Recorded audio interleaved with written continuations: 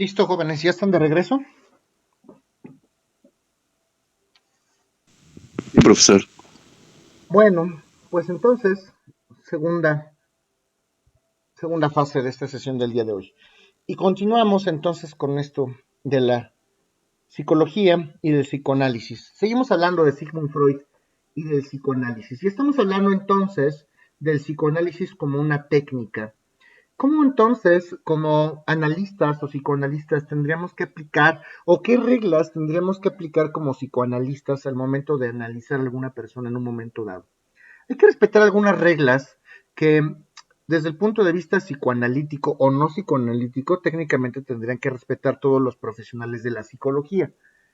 Hay que actuar con objetividad y en eso se traduce todo esto que les voy a comentar. Para empezar, hay ciertas reglas. El paciente no podría tener, de acuerdo a las reglas fundamentales, no tendría que tener ningún tipo de relación directamente con el psicoanalista.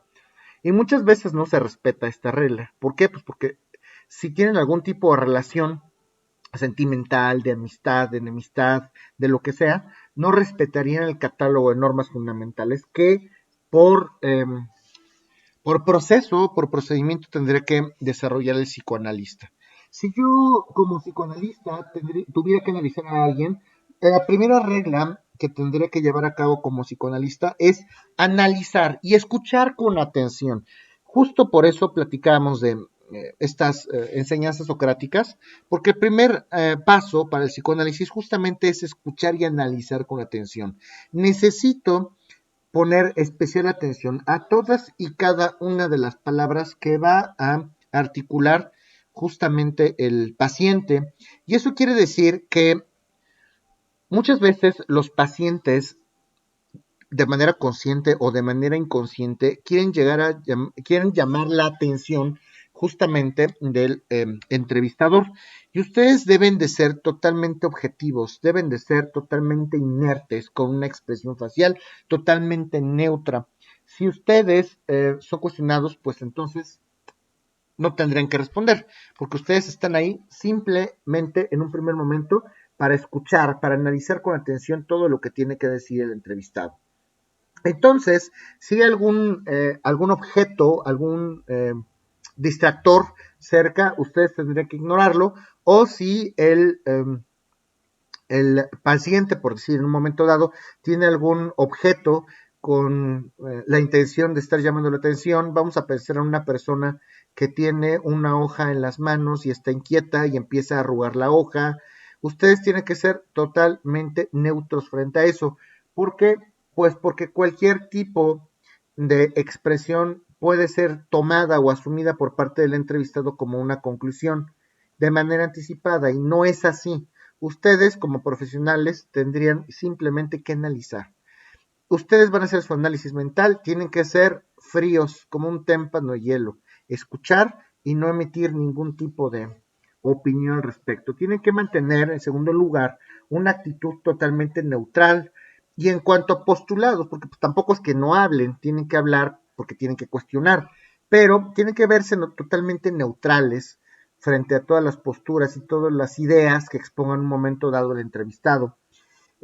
A lo mejor nosotros podríamos o no coincidir en un momento dado con algunos de los temas o alguna de las posturas por parte del entrevistado, pero tienen que ser totalmente neutros. Pueden hacer eso. Es todo un tema. Es que de repente les comentan que para ellos, pues torturar animales está bien. Y a lo mejor muchos escuchan eso, podríamos escuchar eso y nos podríamos enojar. Oye, esto no es correcto. Pero no tienen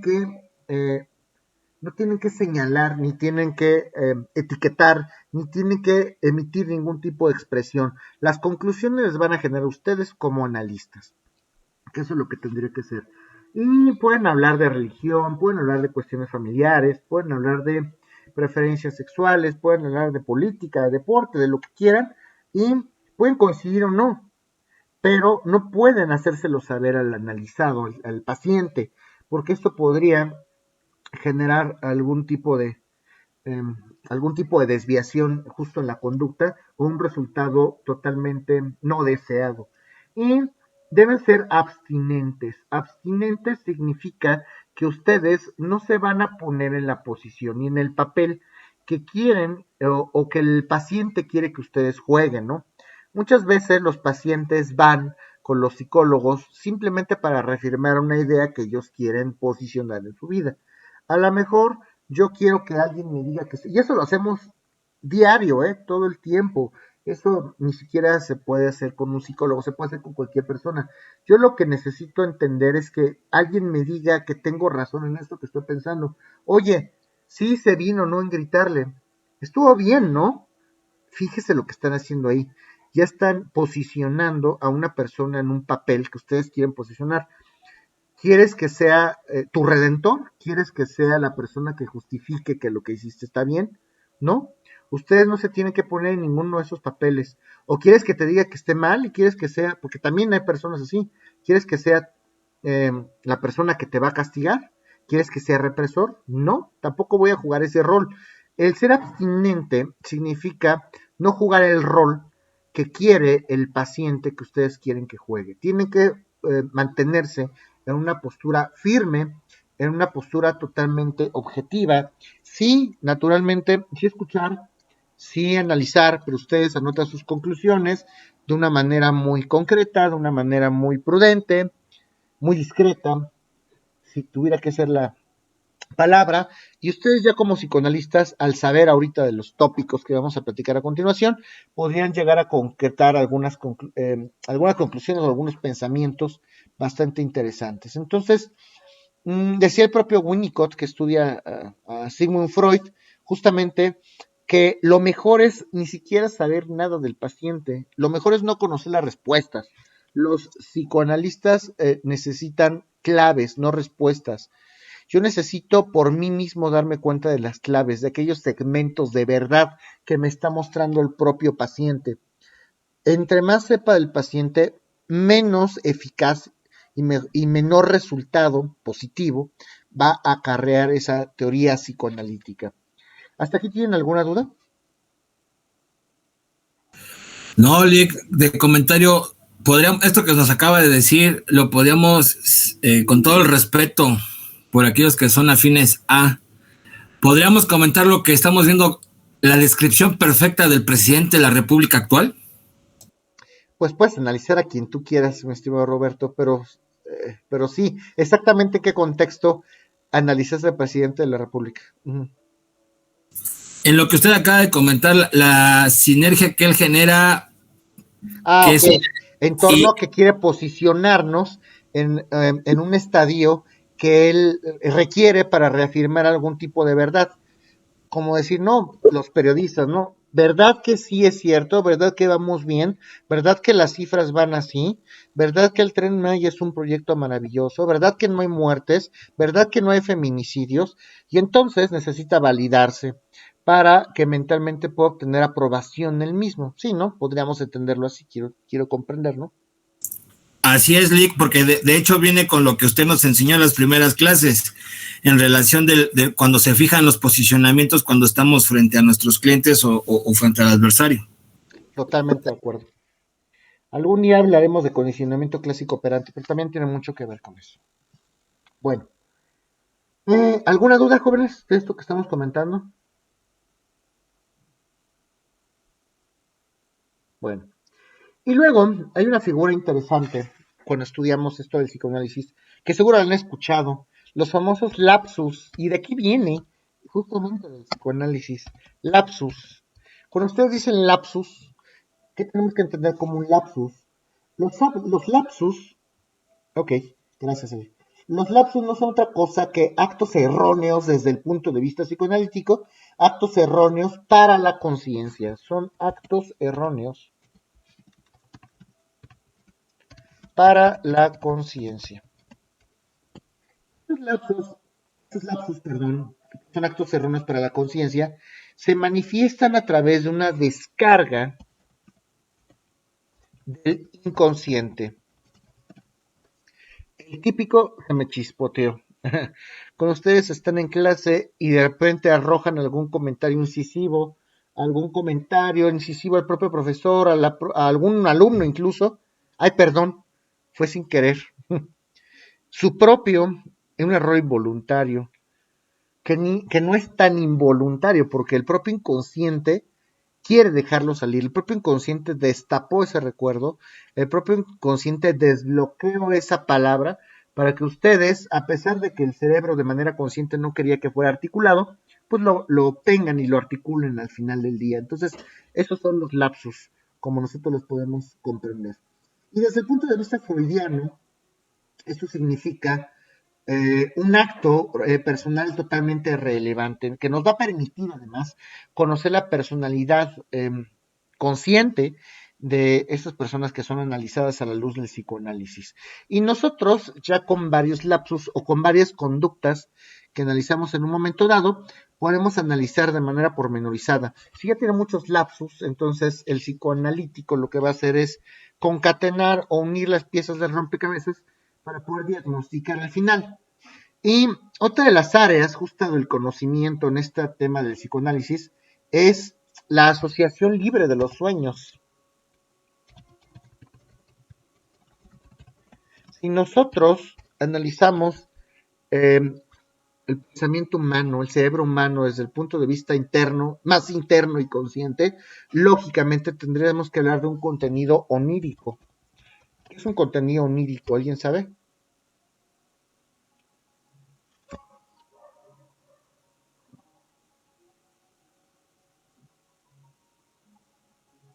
¿Alguien sabe qué es un contenido onírico? No. El contenido de los sueños, muchachos. El contenido onírico es el contenido de los sueños. ¿Qué contenido pueden llegar a tener nuestros sueños? Sueños, Eli. Aquí tendrían sueños. El contenido onírico se refiere específicamente al contenido de nuestros sueños. Es que hoy soñé una cosa bien extraña y no sé cómo interpretarlo. ¿Se tienen que interpretar los sueños? Es una cuestión psicológica desde el punto de vista psicoanalítico. Es una cuestión inconsciente, subconsciente o preconsciente, o es una cuestión metafísica, o es una cuestión espiritual, esto de los sueños, o se nos manifiestan cosas a través de los sueños. Pues desde el punto de vista científico y desde el punto de vista freudiano, el contenido de los sueños también va a ser relevante. Eso puede estar relacionado con premoniciones, depende desde qué punto de vista lo veas, estimada Eli, porque hay personas que creen en ello, hay personas que no. Las personas que creen en este tipo de situaciones sí mencionan que hay sueños premonitorios, hay personas que sí dicen que tienen esa facultad y hay personas que dicen que esto pues simplemente atiende a una situación totalmente científica. Esto ya depende de lo que ustedes y nosotros queramos creer. Algunos dicen que sí, que en gran parte los sueños son predicciones, otros dicen que no. Como dice el propio Freud, ¿cuál es el contenido onírico? ¿Cómo tendríamos que considerar? Freud no lo creía. Freud creía que el contenido de nuestros sueños, el contenido onírico, justamente va a consistir en todos aquellos recuerdos, todas aquellas vivencias que a lo mejor está bloqueando nuestro propio inconsciente, nuestro propio subconsciente. Además, desde el punto de vista freudiano, nuestros sueños o este contenido onírico va a consistir en las realizaciones propias de nuestros deseos más oscuros. ¿Qué es lo prohibido para nosotros? ¿Qué es lo que más queremos que está prohibido para nosotros? Y esto puede ser plasmado desde el punto de vista onírico. ¿No han tenido un sueño ustedes donde ustedes hayan deseado una realidad totalmente maravillosa, pero pues no se la puedan comentar a nadie por X o Z razón? Y de pronto, pues lo sueñan, ustedes se sueñan en algún lugar maravilloso, con personas que tal vez no conocen, pero que tienen un perfil. Eso sí puede atribuirse algún significado. A lo mejor son personas desconocidas por ustedes, pero el propio cerebro lo está interpretando de esa manera. Hay que fijarse en todo, por eso el psicoanalista tiene que ser sumamente detallado. Es que esa persona yo no la conozco, pero tiene una camisa verde muy pegada. Ah, pues justamente como la utiliza mi jefe. Y entonces yo estaba casado con él. Me va a decir una muchacha, yo estaba casado. Entonces, pues, ¿qué te está diciendo la mente? Pues que quisieras estar casado con tu jefe. ¿Y por qué no? No sé si me explique. en gran parte o en gran medida pueden ser deseos de cualquiera de los tres niveles mentales. Vamos a hablar del subconsciente y del inconsciente, que son tres estadios mentales que ahorita vamos a platicar. El consciente, el inconsciente y el subconsciente. Son tres estadios en los que Freud justamente basa esto. Puede ser que alguno de esos recuerdos esté alojado en el subconsciente. En el subconsciente generalmente se asocian o se almacenan estos recuerdos que el propio cerebro bloquea por completo.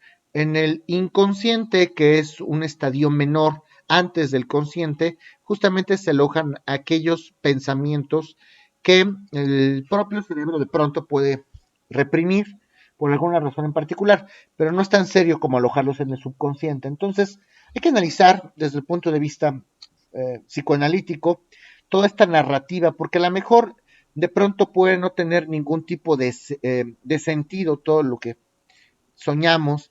De repente soñamos que estamos volando en una caja de cartón y con orejas rosas y cosas fuera del lugar, pero todo ello atribuye un significado. ¿Y quién es la persona apropiada o adecuada para atribuirle un significado justamente a o una interpretación a este tipo de contenido onírico? Pues el psicoanalista.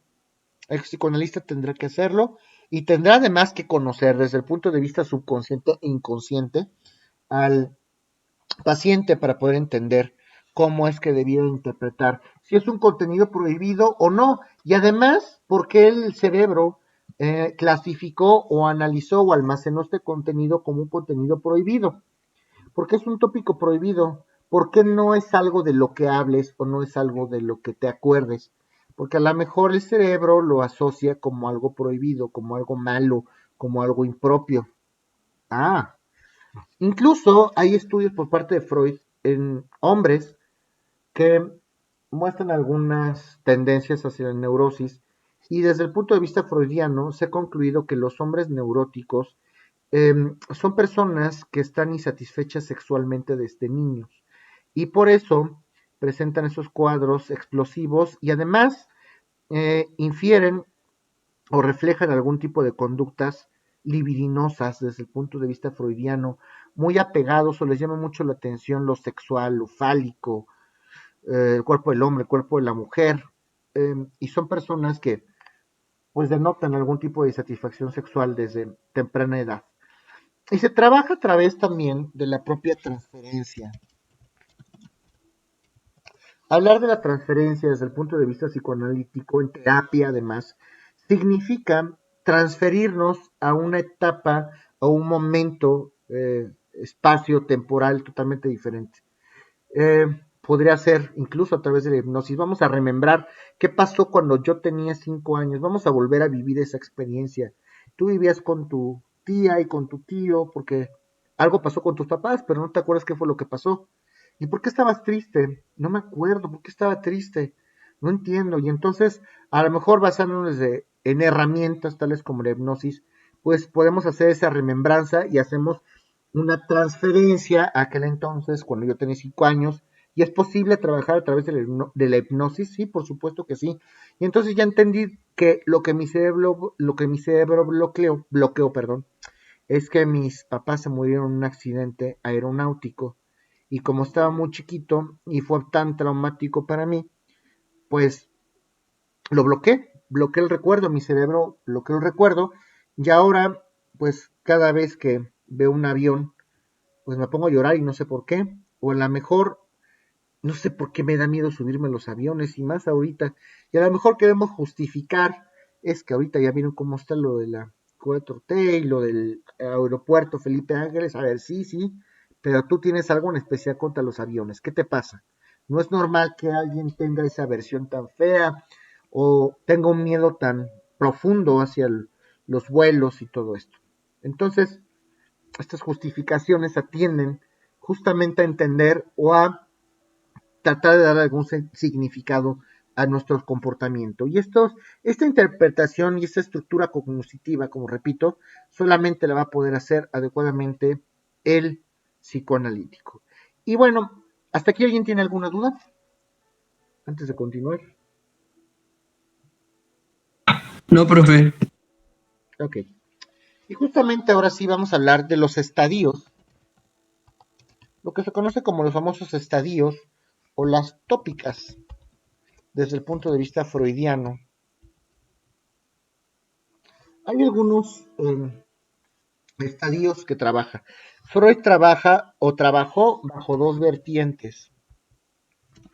Vamos a hablar primero del consciente, del preconsciente y del inconsciente. Este es el primer tópico o la primera tópica, vamos a llamarlo así. Esta es la primera tópica de Sigmund Freud. La conciencia, hablar de la conciencia significa hablar de un estado mental momentáneo que está caracterizado por aquellas percepciones externas, internas incluso, eh, basándonos en aquellos fenómenos psicológicos, todo aquello que percibimos a través de los sentidos y de lo cual, respecto de lo cual nuestro cerebro, nuestro organismo, nuestro propio cuerpo en términos generales asocia en esta realidad, lo podemos entender como el consciente. Aquello que estamos viviendo, aquello de lo que nos damos cuenta, aquello que podemos percibir en este momento a través de los sentidos. El término entonces consciente significa coincidir momentáneamente con lo que yo estoy percibiendo y lo que estoy sintiendo. En ese momento se ve que hace mucho frío y yo tengo frío. Una cosa es que se vea y yo esté en mi casita calientito y otra cosa es que yo lo esté viviendo en ese momento. Sí, se ve que hace frío, pero yo no lo estoy sintiendo. Eso se ve doloroso. Un accidente, sí, pero tú no estás sufriendo el accidente. En cambio, si yo estoy en una operación a corazón abierto y el anestesiólogo no me puso suficiente anestesia, pues ahí les encargo el dolor o lo que van a sentir, porque van a estar conscientes del dolor que significa una operación a corazón abierto. Sus sentimientos desde el punto de vista médico, corporales, físicos, son concordantes con los sentimientos o la percepción mental que ustedes tienen de ese fenómeno en ese momento. ¿Sí me doy a entender o no?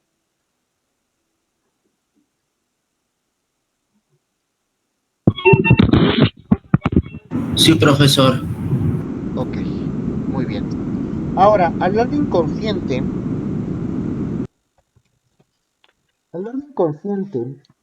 significa dar un significado al conjunto de contenidos que no están presentes en ese momento en el campo actual de la conciencia. ¿Okay? Hablar de inconsciente es eso. Por eso a veces les dicen, ¿qué son inconscientes o qué? Porque a lo mejor nosotros podemos ver un accidente, pero no podemos ser empáticos. No sabemos qué significado tiene el dolor que está viviendo esa persona. Entonces, se refiere justamente a un contenido que puedo conocerlo, pero que no puedo sentir o del cual no puedo estar consciente en ese momento o el cual mi mente no puede percibir en ese sentido. Yo no puedo sentir lo que el accidentado sintió porque gracias a Dios a mí no me pasó. Entonces no puedo sentir ese dolor. Soy inconsciente con referencia al dolor que está sufriendo justamente una persona. Y hablar de preconsciente significa hablar de una cualidad desde el punto de vista de la conciencia. Nuestra psique o nuestra mente califica ciertos contenidos que a lo mejor no están presentes en el campo de la conciencia, pero pudieran llegar a emerger al grado de la conciencia. Es decir, entonces el preconsciente, yo no estoy consciente de aquello que va a emerger o aquello que mi cerebro quiere decir en este momento. Por ejemplo, ustedes están en una clase y a lo mejor están enojados y no saben por qué. Y cuando el profesor está dibujando, lo que sea que esté dibujando, ustedes pueden identificar a una persona, lo pueden asociar con una persona con la cual están enojados y de repente se enojan sin sentido y, sí, te odio, maldito. A ver, tranquilo, ¿qué pasó? Ay, perdóneme, profesor, no quise interrumpirlo. No sé qué estaba pasando por mi mente. está a punto de salir de manera consciente, pero todavía no sale a la conciencia. Todavía no lo están percibiendo, ni lo están sintiendo, ni es parte de su realidad. Y necesitan un factor o un detonante para que ese elemento o esa idea preconsciente emerja finalmente a la etapa consciente. Entonces, hasta abajo está el inconsciente, que son esas cosas que están alojadas en nuestro cerebro. Después está el preconsciente, que son esas cosas que están alojadas y que están por salir y por emerger de manera consciente. Y está el consciente, que es de todo aquello que nos damos cuenta en nuestra realidad. ¿Hasta aquí tienen alguna duda?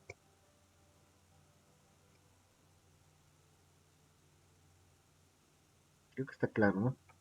Bueno, y seguramente ustedes, no lo sé, tal vez escucharon esta asociación o este ejemplo que se hacían de los estadios mentales de Sigmund Freud, se asociaban con un iceberg. Imagínense ustedes al Océano Pacífico en este momento y que ustedes pueden ver a la vista un iceberg. Lo que se ve a simple vista, pues es el consciente, es lo que manifestamos a la sociedad, a los demás, lo que nosotros pensamos que está sucediendo. Ese es el consciente. Abajito del agua ya nos vamos a dar cuenta que hay más cosas. El iceberg no es tan chiquito como pensábamos. Abajo del agua hay una parte que ya es más grande. Esta a lo mejor va a ser el preconsciente. Y el fondo, hasta el fondo, la base del iceberg, lo que está escondido hasta abajo de nuestras mentes, va a ser el inconsciente. Entonces, el consciente, aquello que dejamos ver, la punta del iceberg, abajo del mar va a estar el preconsciente, y abajo va a estar el inconsciente, si ustedes tuvieran que asociarlo así como con un iceberg, como lo asocian algunos autores. ¿Tienen alguna duda de esto?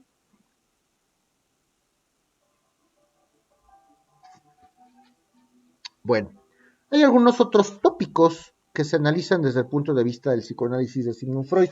Y ahora sí es momento de hablar del yo y del super yo. Este es el segundo tópico de Sigmund Freud. Esto sería el segundo tópico. Vamos a hablar de un segundo tópico. Y obviamente también va a ocupar un posicionamiento especial, tanto el yo como el ello como el super yo. La punta del iceberg, lo que dejamos ver de manera consciente, es el yo. Si tuviéramos que escoger o asociar qué hay debajo del agua, no en el fondo, pero qué hay debajo del agua, hablaríamos del super yo, el super yo. Y hasta abajo, hasta abajo justamente el fondo del iceberg, estaríamos hablando del ello. El ello lo podemos asociar con el inconsciente. El super yo lo podemos asociar con el preconsciente. Y el yo lo podemos asociar con el consciente, en pocas palabras. Pero además Sigmund Freud atribuye ciertos significados a cada uno de ellos. Hablar del super yo, que sería lo mismo que hablar del preconsciente, significaría hablar de esa parte de nuestra mente que va a contrarrestar o va a suprimir al ello o al inconsciente. Va a representar este super yo o este preconsciente, va a representar aquellos pensamientos morales y éticos recibidos desde el punto de vista cultural, la conciencia moral, toda aquella capacidad de autoevaluación, de crítica, de reproche, qué está bien, qué está mal para mí. Yo puedo decir de dientes para afuera que está bien de manera consciente, pero a lo mejor no puede ser concordante con lo que realmente pienso. Y aquello que realmente pienso está alojado en el preconsciente, en el super yo. Aquí en este estadio alojamos lo bueno, lo malo, lo propio, lo impropio, lo moral, lo amoral, lo ético, lo no ético. El yo, que justamente podemos asociar con la parte consciente, es una parte, ojo con lo que les voy a decir, no es el ello, pero es una parte del ello. Sí, así es una parte de lo que está alojado hasta el final de nuestras mentes. Es una parte del ello que está modificada por la proximidad a la realidad. ¿Cómo sería yo si no estuviera cercano a la realidad? Pues como está totalmente el inconsciente o el ello, si no tuviera que esconder lo que pienso, lo que siento, pues todos seríamos como el ello, si no tuviéramos que medir nuestros comentarios porque a veces está mal visto o bien visto, si nuestro cerebro no asumiera que es correcto o incorrecto, pues todos en realidad seríamos de la manera en que es nuestro ello o nuestro ello o nuestro subconsciente o nuestro inconsciente, ¿no? Vamos a decirlo así. Entonces, la parte del yo se va a asociar justamente a esta proximidad a la realidad, justamente como es aquello que vivimos, aquello que percibimos momento a momento y de aquello que podemos opinar, de aquello que podemos vivir o conducirnos, se va a asociar con la manera realista de los deseos, con las demandas que asocia el ello o nuestro inconsciente. De alguna manera, vamos a trabajar con el ello, qué realmente queremos en el fondo, conforme al ello, y vamos a adecuar nuestro comportamiento justamente con esa interacción que hacemos con todos en esta sociedad. Entonces, el yo tendría que evolucionar a partir del ello. El ello va a desarrollarse y finalmente, ya cuando esté listo para presentarse a la realidad, le vamos a llamar al yo. El yo tiene un principio de realidad. El yo es lo real y va a satisfacer los impulsos del ello de una manera naturalmente apropiada, de una manera concordante con el mundo externo. Ese pensamiento realista que tiene el yo, que va a tener justamente el consciente y que se va a caracterizar por esta serie de procesos secundarios para asociar y asimilar definitivamente el ello o el inconsciente. Va a ejecutar la personalidad. El yo se le va a entender como el ejecutor de la personalidad. ¿Por qué son así ustedes? ¿Por qué soy así yo? Pues gracias a que el ello nos ha dicho cómo somos y el yo lo ejecuta, lo maneja en la realidad. La manera en que manejamos o ostentamos nuestra personalidad está totalmente relacionada con el yo. Y estas tres fuerzas, el yo, el superyo y el ello, exigen convivir adecuada y autónomamente en nuestra mente. De esta manera, si conviven de manera sana y concordante el yo, el superyo y el ello, como personas vamos a tener un estadio óptimo. Aunque, pues, es complicado, por eso existe el psicoanálisis, porque el ello y el superyo no son claros del todo. Se mezclan demasiadas cosas a estos niveles y la personalidad es solamente lo que podemos ver a simple vista. De eso se trata el psicoanálisis, bastante interesante esto. En la próxima sesión vamos a hablar de los mecanismos de defensa, vamos a hablar de algunas etapas del desarrollo libidinal, como lo llamaba, de algunas fases del desarrollo sexual infantil, como la etapa oral, la etapa anal, la etapa fálica, que eso también lo platicaba el propio Freud. Esto ya para seguir adelante con ello. Vienen adelante algunas otras especialidades o algunas otras disciplinas. Vamos a hablar más adelante de disciplina forense, de química, de algunas situaciones bastante interesantes, pero primero tenemos que terminar esta parte de la psicología. ¿Tienen alguna duda de los temas que expuse el día de hoy, jóvenes? No, profe. No, profe, gracias. Ok. Bueno, muchachos. Y como siempre, dando guerra en relación a libros en este tema de la psicoanálisis, aparte de Freud. Les voy a recomendar uno que no es de Sigmund Freud, uno de psicología en general. Pero déjame, es que hay mucho material de psicología y no todo el material es idóneo.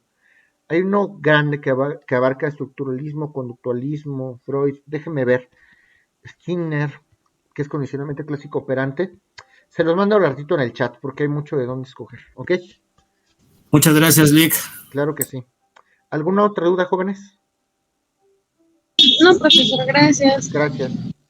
Bueno, pasen excelente tarde y nos vemos. Creo que el lunes tenemos clase de reposición o es el jueves.